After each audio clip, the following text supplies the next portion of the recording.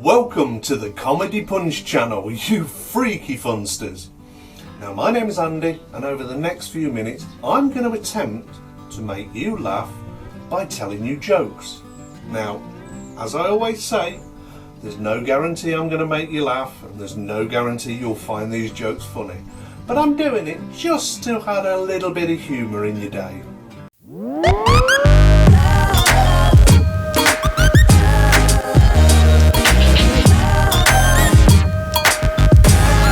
So let's get started, but just before we do, I really would like to grow this channel and over time hopefully become a little bit more professional, but I need your help to do that. So please hit the subscribe button if you're enjoying the jokes. Don't forget to hit the bell icon, that way you won't miss out on future content. And if you want to, leave a comment down below. It helps to kick the algorithm up the backside, and that way these videos will get promoted a little bit better. So, as I said, let's get started. There's a pious man living in his house, and the rain starts, and then the river breaks its banks, and then the flood starts.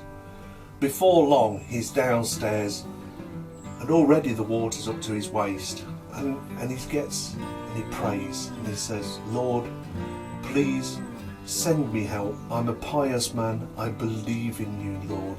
Please send me help. Within a few hours, the whole of the ground floor is completely underwater. Now he's upstairs. An hour or two later, the water, he has to climb up onto the roof of his house. At this time, a motorboat comes puddling up to the side of his house, and the guy shouts up, he goes, "Come on mate, get in, we've got room." He says, No, the Lord will save me. I am a pious man, and I know my God, my Saviour, He will save me. And the guy goes, "Come on, we've got room in the boat." He goes, No, the Lord will save me. He goes, "All right, fair enough," and off he goes. By now the water's up to the roof level, and there's only a small patch of the eave that he's stood on that isn't soaking wet. And he's still praying to God, saying, "Please Lord, save me from these floods." And then another boat comes up, an even bigger one. And the guy shouts, "Come down sir, get in the boat, we'll take you to safety." He goes, "No, the Lord will save me. I need no help from man, because the Lord is my Saviour." And he goes, "Okay, look, I'm not going to argue with you," and off he goes. Now the man's almost being swept away. He's holding on for dear life, just up to his chest and his eyes above water, and a helicopter comes over the top. A rope's dropped down. Guy comes down it and says, "Come on, let's get you on the helicopter." He goes, No, leave me alone. The Lord will save me. I'm a pious man. The Lord is my Saviour. I need no manly help. He goes, "Look, the river's not getting any lower. You're going to get swept away." He goes, "No, the Lord will save me." He goes, "Well, I can't force you, sir." So he goes back up on the winch and the helicopter leaves. Anyway, sure enough, the river gets deeper. He gets washed away, and unfortunately he ends up dying. He ends up at the pearly gates and he meets God. And he says, "Lord, why didn't you save me? I'm a pious man. I've always been in your service, Lord. I prayed to you. I asked for saviour from you. But you abandoned me." And God said, "Whoa, just a minute there, sunshine. I didn't abandon you. I sent you 2 boats and a helicopter. How much help do you need?"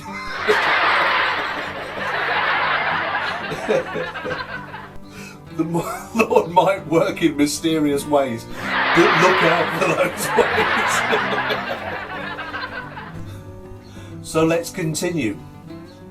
A young computer programmer, and his project manager have to catch a train up north. So they jump on the train and they find a carriage, and in this carriage is a beautiful looking young woman about the guy's age, and obviously her grandmother. So they sit opposite these two, and he's kind of giving her the eye. He's showing that he's interested in her, and she's kind of interested back. She smiles at him and plays with her hair, and it's getting quite flirtatious without them actually exchanging any words. He doesn't really want to say anything because the grandmother's sitting right there and she's giving him a bit of a stern look. Also, his project manager's there and he's kind of on the clock, so it's more a case of, you know, I don't want to upset the grumpy guts here because, you know, I am at work technically. But he's still interested and he's still looking at this really attractive young woman. Anyway, before too long, the train enters a really long dark tunnel. And as they enter that, all the lights go out, it's pitch black. Anyway, what's heard is the sound of a really big, passionate smacker of a kiss, followed by a slap round the face. The train comes out the other end of the tunnel. And everybody's thinking something a little bit different between the four of them. For a start, the young woman's thinking, oh, that was wonderful. He was so bold and brave. With these two still in the carriage, he leaned over while we're in the tunnel, gave me a big passionate kiss. I only feel sorry for him that my grandmother slapped his face. Well, the grandmother's thinking at the same time, what a bold and brash man. Leans over in the dark tunnel, takes advantages of the dark and kisses my granddaughter.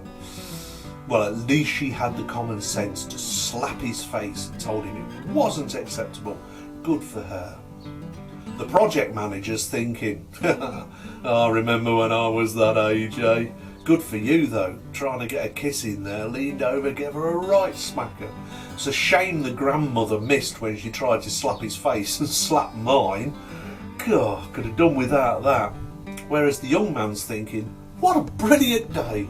I mean, it's not every day you get to give a beautiful young woman that you don't know a smacking scorcher of a kiss and get to slap your line manager, project manager, and getting away with it.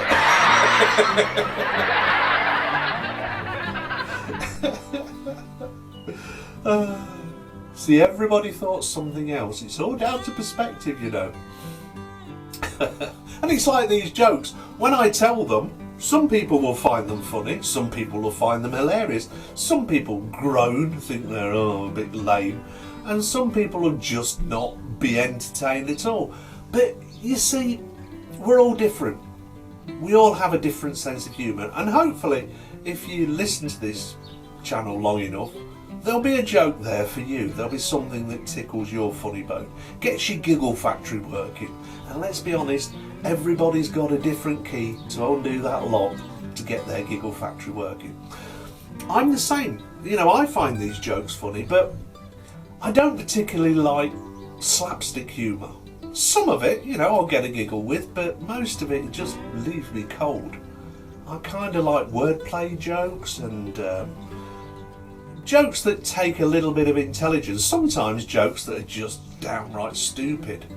But I'm like everybody, we've all got a different sense of humour, so I hope you're enjoying these. And if you are, please leave the video a like. Like I said, I'm trying to grow this channel, so whenever you can, leave a like, leave a comment, subscribe, hit the bell icon so that you don't miss out on future content.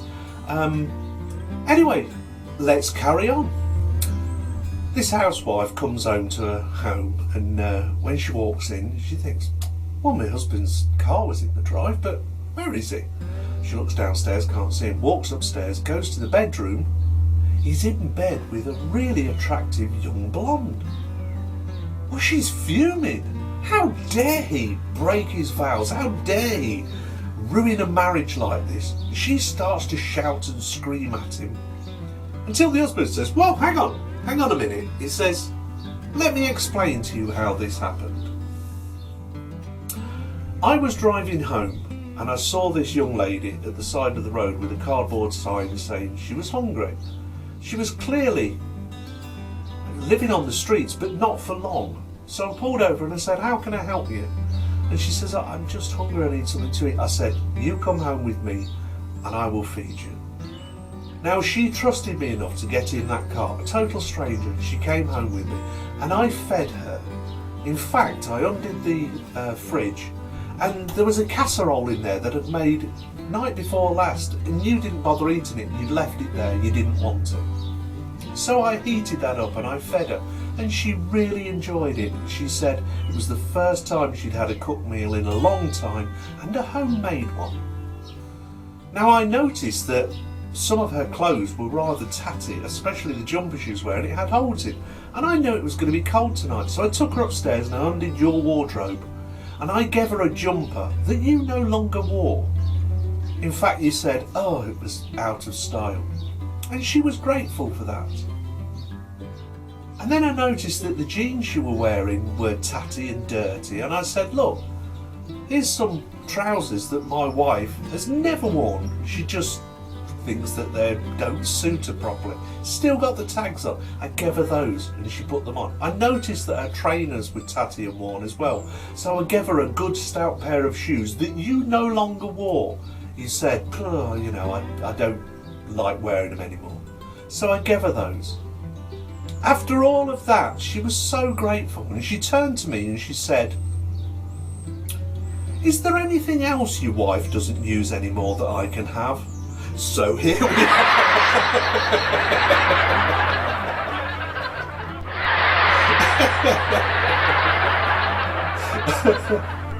You could understand where it was going. Look, you people, I hope you're keeping safe in this terrible lockdown pandemic. We're all being told to self-isolate and social distance and such like, so as much as you can, please try and stay home. Don't expose yourself to being ill, because it's not a very pleasant illness apparently. So I hope you're staying safe, I hope your families are safe, and I hope you stay safe through all of this.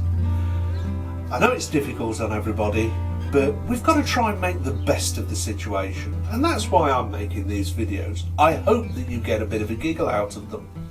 I hope you find some entertainment, but please share them. If you are enjoying them, share them with others, because as I said, I really would like to grow this channel, and I can't do it without you. So in the meantime, until the next video, you people out there, please stay safe, stay happy, but above all else, look after yourselves. Bye bye now.